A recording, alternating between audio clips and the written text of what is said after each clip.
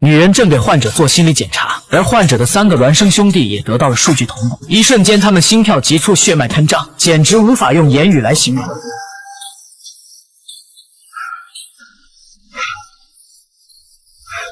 天生拥有特殊感知的4胞胎，他们每个人都有独立的思维，但又能随时将意识共享，就连生活习惯和言行举止都可以做到无延迟的相同。在抓捕过程中，以一当4的能力就极为好用。其中1人留在七魁总部洞察目标的行踪，其余人就可以通过感知共享实施抓捕。然而这一次，他们抓捕的对象也与众不同。卢加特是一个贩卖变种人的财团，被卖的纳奇姆竟在押送的过程中逃跑了。如今七魁只要找到他，就可以为国家捣毁卢加特的老窝。在视觉同步的情况下，很快他们就锁定了对方的大概位置，可不出意外的话，意外马上将会发生。同来的警员率先发现了目标，看对方个子矮小，就不听他人的劝阻，擅自出手，结果就是连后悔的机会都没有给他。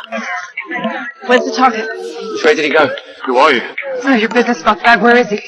Where am I right now? Did you bring me here? 只需几秒钟，警员就被抹除了记忆，甚至都不记得自己姓什么。而多次逃跑的纳奇姆却转身找到同样是七魁成员的爱丽丝，因为他曾受人所托抹除过对方的记忆。如今爱丽丝正为调查自己失忆的事而发愁，听到他的话更是惊掉了下巴。经过了解得知，一个叫布朗文的女人带他来的英国，并承诺可以让他加入七魁，但前提是要先抹除爱丽丝的记忆。在那之后，他也曾给布朗文发过信息，可来赴约的却是另外一个人。通过照片指认，爱丽丝果然没有猜错，去赴约的正是自己的上司琳达。难道真如卢加特所说的那样，是自己人出卖了他？其实布朗文一直被琳达囚禁着，琳达提出了新的要求，就是替他找到失踪的纳奇姆。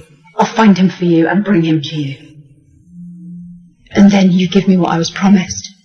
看来他们在这之前还有别的交易。为达到目的，很快布朗文就和纳奇姆取得了联系，他们准备在一处公园见面，而爱丽丝在附近时刻观察着他们的动向。原以为可以螳螂捕蝉，可他却不知道，在中国螳螂的身后往往都会出现一只黄雀。突然出现的格式塔还认为爱丽丝是奸细呢。此时布朗文也见到了纳奇姆，他改变了主意，准备带他离开这个国家。也就在此时，琳达气场十足的现身，结果一上来就开打。